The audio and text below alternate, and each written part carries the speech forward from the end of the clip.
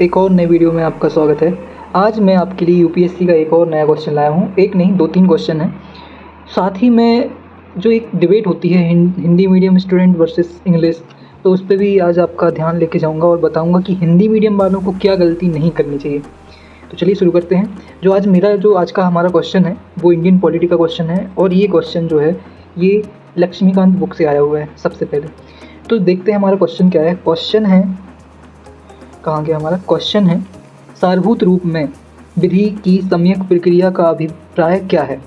विधि की सम्यक प्रक्रिया का अभिप्राय क्या है। नैसर्गिक न्याय का सिद्धांत, विधि द्वारा स्थापित पद्धति, विधि की निष्पक्ष प्रस्तुति, विधि की समक्ष समता। ये ड्यू प्रोसेस ऑफ लॉ का मतलब क्या है। ड्यू का मतलब होता है उचित, ड्यू का मतलब होता है उचित, और प्रोसेस ऑफ लॉ का ये सम्यक प्रक्रिया ये हमारा दिया हुआ है। और इसमें जो इंग्लिश में ऑप्शन दिए हुए हैं वो हैं the principle of natural justice, the procedure established by law, fair application of law, equality before law. तो सबसे पहले जो इसका आंसर है मैं आपको आंसर बता देता हूँ। इसका आंसर सी होगा, क्योंकि जो नैसर्गिक या फिर नेचुरल जस्टिस का जो सिद्धांत है वो उसका से कोई संबंध नहीं है। दूसरा, विधि द्वारा स्थापित पद्धति से इसका संबंध है, लेकिन ये आंसर नहीं है, तो ये आंसर नहीं होगा। चौथा है हमारा विधि के समक्ष समता। अब ये इन सब का मतलब क्या होता है। विधि की सम्यक प्रक्रिया, ड्यू प्रोसेस ऑफ लॉ, ये हमारी बुक में था या नहीं था, तो ये भी हम देखेंगे। और देखेंगे कि यूपीएससी ऐसे क्वेश्चन क्यों, मतलब ऐसे क्वेश्चन बनाने में हमारा हिंदी मीडियम वालों का क्या नुकसान है। तो चलिए शुरू करते हैं हमारा जो इसका एनालिसिस है। सबसे पहले हम 11 जो हमारी लक्ष्मीकांत बुक है उसका हम आर्टिकल 21 पढ़ेंगे। तो आर्टिकल 21 कहता है कि घोषणा की गई है कि किसी व्यक्ति को उसके प्राण या दैहिक स्वतंत्रता से विधि द्वारा स्थापित प्रक्रिया के अनुसार ही वंचित किया जाएगा, अन्यथा नहीं। तो अगर आप ये समझ पा रहे हैं कि दैहिक स्वतंत्रता से विधि द्वारा स्थापित प्रक्रिया के अनुसार ही वंचित किया जाएगा। फॉर एग्जाम्पल, अगर संसद एक कानून ले आए कि चोरी करने वालों को मृत्युदंड दिया जाएगा, तो वो क्या बन जाएगी, विधि बन जाएगी, लॉ बन जाएगा। और अगर ये लॉ बन गया तो किसी व्यक्ति को उसके प्राण या दैहिक स्वतंत्रता से विधि द्वारा स्थापित प्रक्रिया के अनुसार ही वंचित किया जाएगा, अन्यथा नहीं, तो उसको मृत्युदंड दिया जाएगा। इसमें सुप्रीम कोर्ट कुछ नहीं कर सकता है। ये हमारा मूल संविधान में दिया हुआ था। इसमें दिया हुआ था कि अगर कोई विधि बनी हुई है तभी किसी को उसकी दैहिक स्वतंत्रता से उसको वंचित किया जाएगा, अन्यथा नहीं किया जाएगा। तो ये आपको लग रहा है कि क्वेश्चन इसका जो 21 है आर्टिकल वो समझ में आ गया होगा। अब हम इसमें देखेंगे कि आर्टिकल 21 के जो व्याख्याएं हुई हैं सुप्रीम कोर्ट में वो क्या क्या हुई। तो सबसे पहले जो व्याख्या की थी वो गोपालन मामले में उच्चतम न्यायालय ने की थी, और उसमें बोला था उन्होंने कि आर्टिकल 21 के तहत सिर्फ मनमानी कार्यकारी प्रक्रिया के विरुद्ध सुरक्षा उपलब्ध है, ना कि विधानमंडलीय प्रक्रिया के विरुद्ध। विधानमंडलीय प्रक्रिया क्या है, जो संसद ने जो नियम बनाया कि चोरी करने वाले को मृत्युदंड दिया जाएगा, वो विधानमंडलीय प्रक्रिया है। इसका मतलब है अगर कोई चोरी करेगा तो उसको मृत्युदंड दिया जाएगा। लेकिन आगे चल के, और इसको बोलते हैं, जो ये नियम है इसको बोलते हैं विधि द्वारा स्थापित प्रक्रिया। ये जो विधि ने प्रक्रिया बना दी है सिर्फ वही किया जाएगा ये। लेकिन आर्टिकल जो अमेरिका का संविधान है वहाँ पे विधि की विधिवत प्रक्रिया है, विधिवत। अब देखिए, विधिवत तो हमारे क्वेश्चन से कोई संबंध ही नहीं रखता है, लेकिन हम क्यों पढ़ रहे हैं विधिवत। तो जो इंग्लिश मीडियम की जो लक्ष्मीकांत है उसमें आप देखेंगे तो इसका मतलब होता है due process of law, due process of law, विधि की विधिवत प्रक्रिया। तो ये आर्टिकल 21 के अंतर्गत सुप्रीम कोर्ट ने बाद में मेनका गांधी मामले में 1978 में ये बोल दिया कि न्यायालय ने व्यवस्था दी कि प्राण और दैहिक स्वतंत्रता को उचित और न्यायपूर्ण मामले के आधार पर रोका जा सकता है। अगर सुप्रीम कोर्ट को लगा कि जो विधि संसद ने बनाई है कि चोरी करने वाले को मृत्युदंड दिया जाएगा, अगर वो गलत है, न्यायपूर्ण नहीं है, उचित नहीं है, तो उसको सुप्रीम कोर्ट ख़त्म कर सकता है। देखिए कितनी एक एक लाइन कितनी डीप हमारी संविधान में लिखी हुई है, लेकिन हम उस पर ध्यान नहीं देते हैं।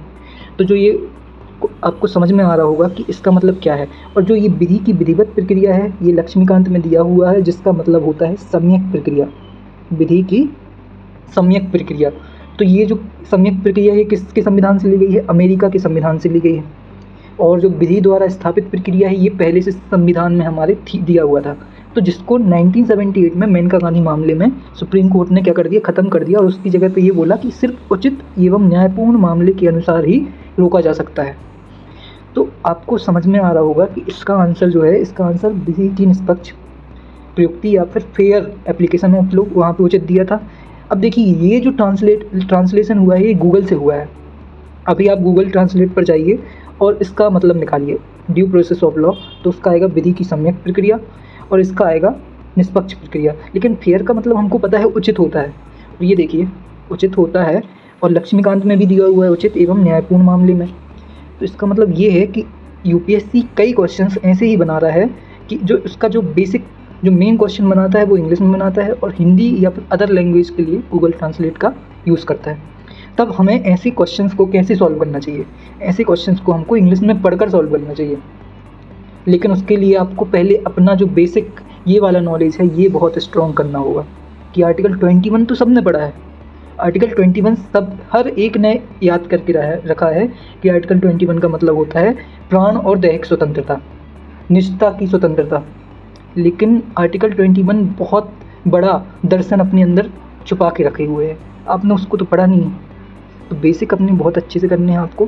फिर इसके बाद हम ऐसे और भी क्वेश्चन देखेंगे जिसमें यूपीएससी का जो ये ट्रांसलेशन वाला जो दिक्कत है वो हमको देखने को मिलता है। जैसे इसी साल के 2 क्वेश्चन और हैं, ये देखिए ये क्वेश्चन दिया हुआ है, इसमें 5 ऑप्शन दिए हैं। फिर क्वेश्चन दिया है हमारा समस्तर कर अवक्रमण। समझ में आ रहा है आपको? कुछ भी नहीं आ रहा होगा। अब उसी का अगर हम इंग्लिश ट्रांसलेशन देखें, the horizontal tax devolution. Horizontal का मतलब होता है क्षैतिज और डिवोल्यूशन का मतलब होता है कम, अवक्रमण या फिर किसी भी चीज़ को कम करना। तो इसका मतलब ये देखिए आप इसमें क्या बोला है, टैक्स का तो हमको पता है, हॉरिजॉन्टल पता है, तो सम स्तर कर अवक्रमण का मतलब क्या होगा? सम स्तर कर अवक्रमण। तो आप देखिए कि उसी क्वेश्चन का जो हिंदी मीडियम मीनिंग है वो कितना कठिन है, जटिल है। इसके बाद एक और क्वेश्चन इसी साल आया हुआ था, इसमें आपको सुनकर पढ़कर हंसी आएगी। ऐसे और भी क्वेश्चन हैं जिसमें हंसी आएगी, लेकिन ये देखिए इसमें क्वेश्चन पूछा है परिसंपत्तियों में निवेश पर विचार कीजिए। अब आपको बताना है कि ब्रांड सूची, ब्रांड पहचान, माल सूची, बौद्धिक संपदा, ग्राहकों की डाक सूची क्या होता है। अब देखना इसका जो डाक सूची है इसका इंग्लिश में क्या है? Mailing list of client. अगर आपने एमएस वर्ड पढ़ा हुआ है तो आपने मेलिंग लिस्ट पढ़ा होगा। मेलिंग लिस्ट का संबंध डाक से है? बिल्कुल भी नहीं है। फिर देखिए इसका जो ट्रांसलेशन है ये भी गूगल से लिया हुआ है। इन्वेंट्री का मतलब होता है भंडार, कि आपकी दुकान है या फिर आपका जो भी कारखाना है, आपने 1000 किताबें बना के रखी, आपका कारखाना है किताबों का, तो जो ये रखा होता है उसको बोलते हैं इन्वेंट्री। तो ये माल सूची है। अब सूची हमको ये लग रहा है कि माल की सूची ऐसी बनी हुई रखी हुई है, तो ये भी फिर तो जो अमूर्त किस्म का होगा, इंटेंजिबल होगा, ये कुछ भी हो सकता है। सूची जो माल सूची है वो हम कंप्यूटर में भी बना के रख सकते हैं। तो फिर ग्राहकों की सूची क्या है? डाक सूची। अब ये इस टाइप का जो ट्रांसलेशन है ये हर साल यूपीएससी ऐसे 8 से 10 क्वेश्चन जरूर डालती है। अब देखिए इसमें भी आपको हंसी आएगी, क्योंकि ये जो इसको अगर हम छिपा दें तो ये लिखा है सामाजिक संजाल स्थल, सोशल नेटवर्किंग साइट। नेटवर्किंग ठीक है, संजाल, साइट का मतलब जो है उन्होंने स्थल से लिया हुआ है। फिर देखिए नॉन कोऑपरेटिव मूवमेंट के लिए जो सविनय अवज्ञा आंदोलन का इंग्लिश वर्ड है उसको यूज़ किया गया है एक बार। स्टील प्लांट, स्टील प्लांट में एक बार यूपीएससी ने क्वेश्चन पूछा स्टील प्लांट से, और उसका हिंदी जो अनुवाद था वो था इस्पात पौधा, इस्पात पौधा, पेड़, प्लांट, पौधा। तो इस टाइप से यूपीएससी जो है इस टाइप से हर साल क्वेश्चन पूछती है, और इस चीज़ से आपको निपटना है अगर, तो आपको ये भूलना होगा कि आप सिर्फ हिंदी मीडियम के स्टूडेंट हैं। आपको इंग्लिश की बहुत अच्छी पकड़ बनानी होगी, आपको अपनी बेसिक कॉन्सेप्ट कंप्लीट करने होंगे, और साथ ही उन जो इस टाइप के क्वेश्चन आते हैं या फिर इस टाइप के वर्ड आते हैं उनको इंग्लिश गूगल ट्रांसलेट करके देखिए। Economic times, times of India, the Hindu, कोई भी एक न्यूज़पेपर आप ट्राई करिए कि हफ्ते में 1 दिन आप पढ़ें। हफ्ते में 1 दिन, 2 दिन, 3 दिन, अगर 7 दिन पढ़ सकते हैं, इतना टाइम है तो वो भी बहुत अच्छा है, लेकिन 1 दिन आपको यहाँ पे देना पड़ेगा। तो इस प्रकार से आपको तैयारी करनी होगी, और हिंदी मीडियम वालों को शिकायत करने का कोई मौका नहीं है, क्योंकि शिकायत हम जितनी करेंगे उससे होने वाला कुछ भी नहीं है। आपको सिर्फ पढ़ना पड़ेगा और सिर्फ पढ़ना पड़ेगा। तो कहीं से भी अपनी इंग्लिश कंप्लीट करिए, अच्छी करिए और पढ़ते रहिए, ध्यान रखिए अपना। मिलते हैं अगले वीडियो में, तब तक के लिए धन्यवाद। Thank you so much.